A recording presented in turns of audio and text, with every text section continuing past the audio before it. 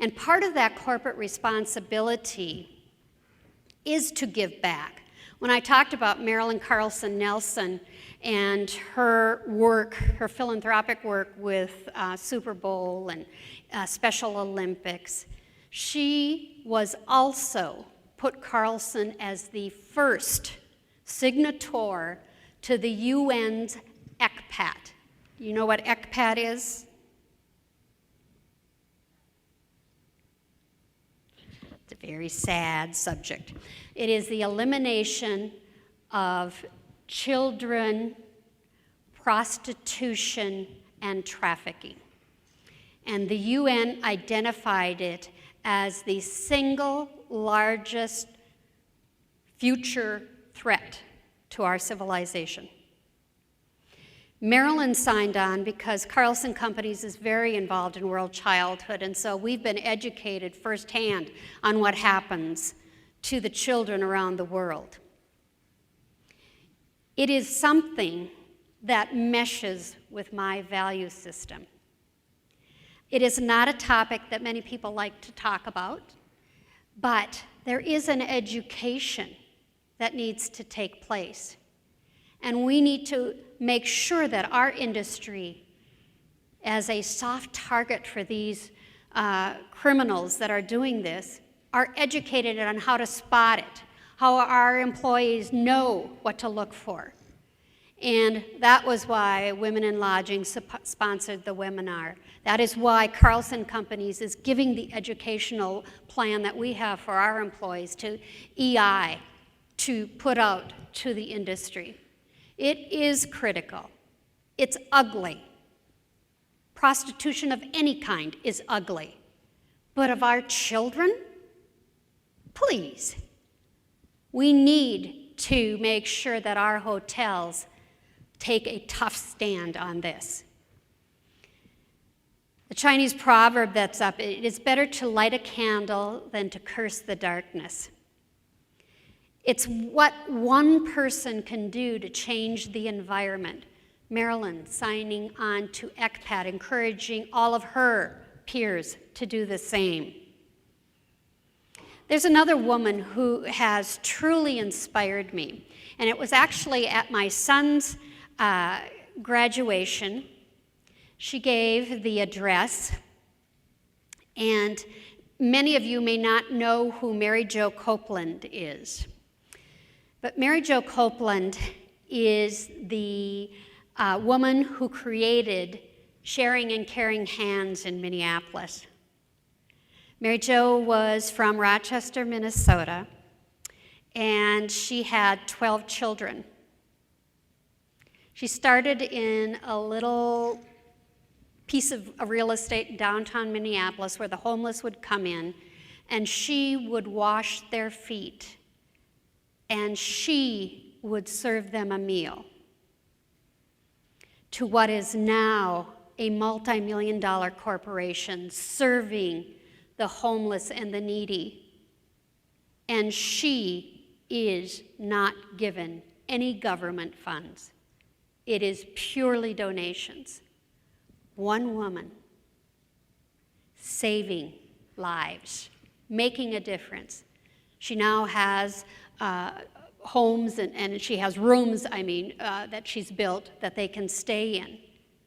She has educators like yourself that help on career pathing some of these people out of homelessness. Mary Jo is a woman I look at and say, wow. One woman did this. I also have, I don't want you to think I didn't have any male inspirations, because I actually had quite a few. Those of you who know Jay Witzel know he is probably, we called him in the office Mr. Woo, because that was his, he is one of the softest, kindest hearts you'll ever want to meet. But Jay was one of those people who was intelligent, a visionary. He managed by giving you as much rope as you needed to hang yourself if you chose to do that. And he was an excellent role model. When you have intelligent people who are bright, enthusiastic, and passionate, Give them the room to do it and let them go on. That's when you see true leadership take place. Mike Cowell is actually a colleague of mine. I've had the opportunity of being his supervisor and working alongside him. He's a development person for Radisson. But Mike is a special role model for me because he survived esophageal cancer. And it was how he did it.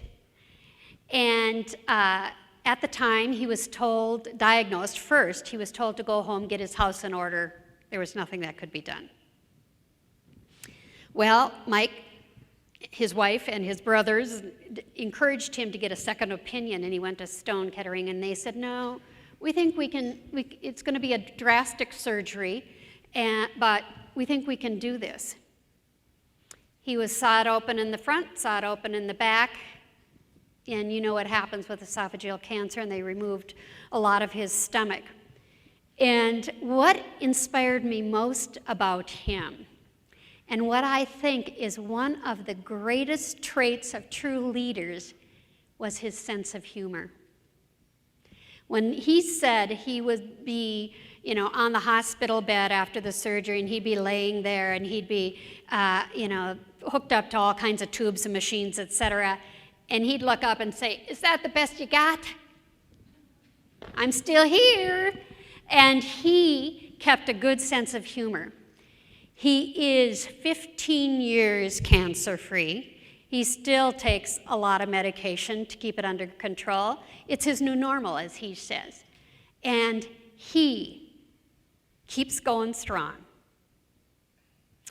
The other person who inspired me is actually when I opened that hotel in St. Cloud, Minnesota. What I told you that I was ordering the FF&E for it, but then the first general manager they hired didn't really mesh well in St. Cloud, so after the first Chamber of Commerce meeting, they let him go. And I became the general manager of the hotel, so I hired 150 people for the hotel to open. Betty was a housekeeper that I hired. She was about this high, and she had the brightest smile and the greatest personality of anyone you would ever want to meet. Betty did the housekeeping, and it became, I knew it was hard. It was a challenge for her making beds, etc., because she was a tiny little thing. So I took Betty, and we made her the public area maintenance person. And, she would be able to carry her little stepladder around and do the windows, etc. And the customers just loved her. And she interacted with the customers. She'd say good morning, and she'd talk to them, and they would talk to Betty. And everybody loved Betty. Well, when I was leaving that company to go on, Betty wrote me this card that I still have today, and it was the kindest note about me changing her life and giving her a chance. And you're educators, you do this all the time. The students that write to you and say, you made a difference in what I do. But whenever I think about the people that work for me, you cannot look at them as just the work. You've got to look at them as a whole person, their families, their struggles, and try to help the whole person. So Betty taught me very early of if you give people a chance, the persona of a person is more important, I hate to tell you educators this, than the education they've had. I'll say that again.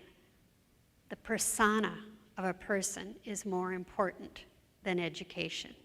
In this industry where people come and sleep in our hotels, giving us the greatest responsibility of any business, we need to have people that can connect.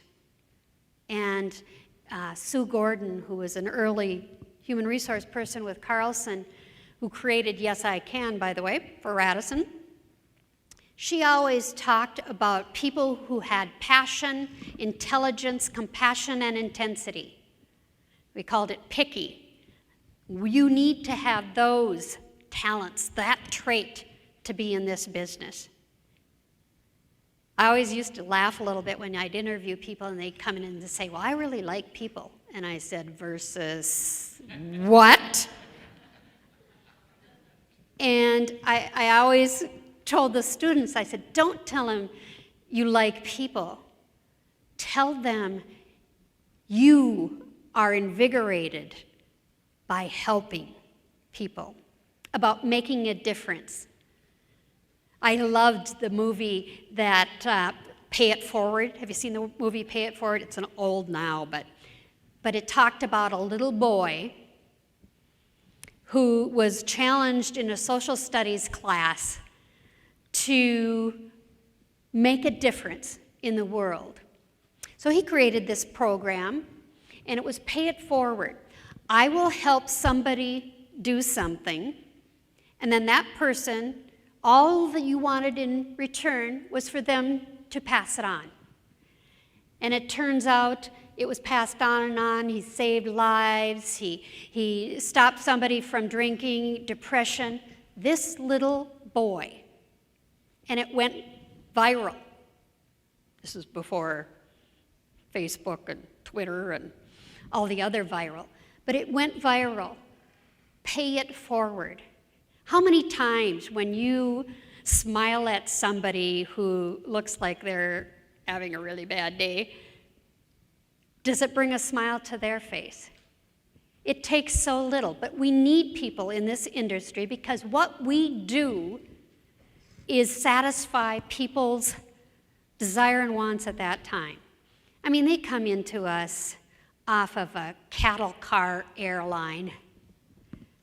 They've trudged and they slept and they shrugged into our hotels and restaurants and institutions, and they say, just give me service.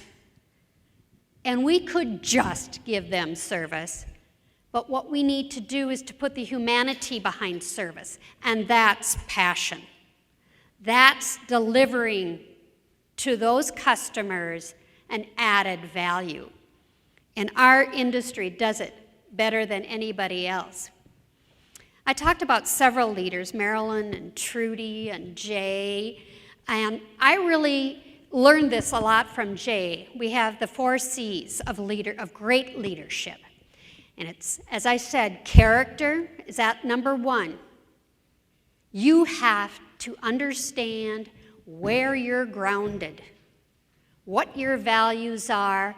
You have to be a convicted person of those values and what you want for your corporation. Leadership is inspiration. If you don't have a grounded value source, I don't believe you can be a great leader. Now, maybe your values are a little skewed, but you really have to be convicted in your beliefs. You have to have competence. We all know you have to be able to run the programs, property management systems. You have to be able to operate the revenue optimization tools, which heaven knows are hard enough. You have to be competent, but you also have to be committed. A leader has to set a plan. Set a plan, follow the plan, adapt the plan, and deliver the plan. Adapt the plan and deliver the plan. Adapt the plan and deliver the plan. Adapt the plan and deliver. It happens so quickly today. How many times has change derailed what was a great leader? They couldn't adapt. I worked for a gentleman for 3 years or so who was extremely bright, extremely talented, been a multi-unit operator, and He took a risk, took a chance, went into a business, but he couldn't adapt to the change in the economic environment. Black Monday. Those of you who don't know what Black Monday was, that was when the real estate crisis went down the tubes and the stock market followed. And it really was precipitated by the tax law change. Sound familiar? Vicious cycle we go on. But it was a tax law change that took away the tax credits from hotel owners. So the whole financial picture, the whole pro forma of a hotel was changed. So there are numerous companies that went under. It's how you react to that change, how you adapt. And again, a sense of humor helps. Bad things happen. Bad things happen all the time. We pray, we hope they don't happen to anyone near and dear, but it breaks our heart when we see it on the TV, and we see it every day. We need to adapt to change. We need to do what we can to make the world a better place. And of course, we need to create value.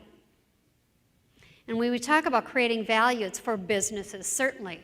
All the great innovative ideas in the world are no good unless they can be implemented successfully and profitably. So you need to do your homework. You need to understand. But when a wall is put up in front of you, when you have to turn left or turn right, do it. Just do it. Get going. So I didn't talk about my mom and dad. Of course, they inspired me. My mother had 12 children. So my mother and father. My dad was a railroad worker. And my dad had an 8th grade education, and he became the assistant general superintendent of a railroad repair shop in St. Cloud, Minnesota, the number 2 guy in over 500 employees underneath him. And my dad was always embarrassed that he didn't have any more than an 8th grade education, but he was an avid reader. And the stories, many of them I learned at his wake, of how he helped people. My dad was an inspiration in leadership. My mother was an inspiration in philanthropic efforts. She had 12 children, and she was my Girl Scout leader. She was in charge of the crafts fair for our church every single year. She was with Christian women. When I was very young, I remember we lived not too far from the railroad yards, but I remember we would have hobos, we called them then, homeless people today, but they rode the rails, and they would know to come to our back door, and they would knock, and my mother would give them food. And again, we had 12 children. So they were a good grounding for me on what matters most. My husband was an educator, a high school principal. And there's that movie with the principal and the bat that reminds me a little bit of him, and I can't remember the name of it. But he had the cleanest high school you had ever seen. Nobody wore a hat in his school. No backpacks were carried, long before they're implementing those rules today. He was also a leader in the National Student Organization. So he was in charge of discipline, and he had the brightest and the best. And he inspires me a lot because today and I know you know it, educators have such a difficult role in primary and secondary education because today they have to be social workers. They have to put their lives at risk in many instances. And those are the students that are coming into your programs. So education, when I watched him over the years and I watched how he struggled so hard because you'd have the parents at you from one side, the board at you from the other side, the students at you, but he tried to be fair to everybody. He didn't care how much money your parents made. He didn't care how much they went to the superintendent of schools and complained. He did what he needed to do, and everybody was treated fairly. So that brings me to Kurt Carlson. And Kurt, when he handed the reins over to Marilyn, gave a credo. And that credo goes, he says, let me just tell you, he said that he had brought all the executives on stage in Las Vegas, and it was a great big group hug. And he said, I know that the company is in great hands. And to ensure that, here is the credo. Here is the grounding for the company. Here is the value system I want you to operate under. And his credo goes, whatever you do, do with integrity. Wherever you go, go as a leader. Whomever you serve, serve with caring. Whenever you dream, dream with your all. And never, ever give up. And if you think about it, that could be the mantra of every institution, restaurant, hotel around the world, because it's what we do. Thank you, and have a good conference. Thank you, Nancy. That was truly inspirational. That was amazing. That was right from the heart, and that was fantastic. On behalf of the entire International ICHRIE family, please accept a token of our appreciation. This is what we call our circle of friends, symbolizing friendship, caring, sharing, and good fortune. Thank you so much. You very much. Thank you.